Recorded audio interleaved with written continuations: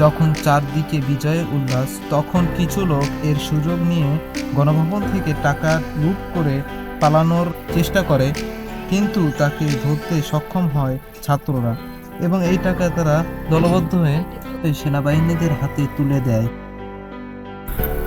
ভিডিওতে দেখা যাচ্ছে টাকার ওই ব্যক্তিকে নিয়ে ছাত্ররা গণভবনের দিকে যাচ্ছে সেনাবাহিনীদের হাতে ওই টাকার ব্যক্তিকে হস্তান্তর করার জন্য।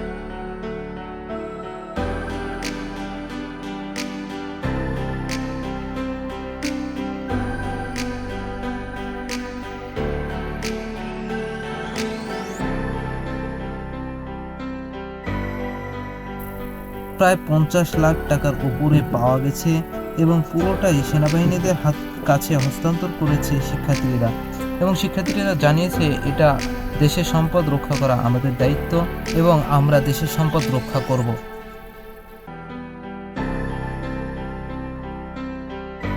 আরও বিস্তারিত খবর জানতে সাবস্ক্রাইব করে আমাদের সঙ্গেই থাকুন।